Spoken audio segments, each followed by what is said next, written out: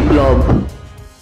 একটা সমাজ ও রাষ্ট্র ব্যবস্থা যখন তার গতি হারিয়ে ফেলে, রুগ্ন হয়ে যায়, তখন এক শক্তি এসে দ্রুত একটি নতুন ব্যবস্থা গড়ে তোলে।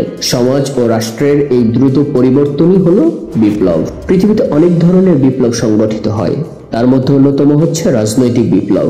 রাজনৈতিক ন্যায্যতার উপর ভিত্তি করে কোনো দেশের কাঠামোর আমূল পরিবর্তনই রাজনৈতিক বিপ্লব। পৃথিবীব্যাপী কয়েকটি গুরুত্বপূর্ণ রাজনৈতিক বিপ্লবের মধ্যে রয়েছে আমেরিকান বিপ্লব, ফ্রান্স বিপ্লব, রাশিয়ার বলশেভিক বিপ্লব এবং চাইনিজ বিপ্লব। সভ্যতার ইতিহাসের বিভিন্ন পর্বে বিপ্লবগুলো সংগঠিত হয়েছে।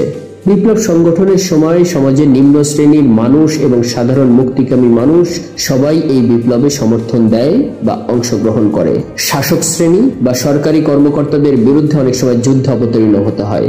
এতে অনেক সাধারণ মানুষেরও মৃত্যু ঘটে। মুক্তির আকাঙ্ক্ষা পুরো বিপ্লব জুড়ে ছড়িয়ে থাকে। এটা কিছু কিছু সময় ধ্বংসাত্মক বা হিংসাত্মক অবস্থা তৈরি করে। গত 5 জুলাই থেকে 5 আগস্ট পর্যন্ত আমাদের দেশে যে বিপ্লব হলো, এটা আসলে একটি রাজনৈতিক বিপ্লব। এই রাজনৈতিক বিপ্লবের মাধ্যমে আমাদের দেশের ভবিষ্যৎ গতি প্রকৃতি নির্ধারিত হবে এবং পরিবর্তন ঘটবে। এই প্রত্যাশা রেখে বিপ্লব সংক্রান্ত আজকের এই আলোচনা শেষ করতে চাই।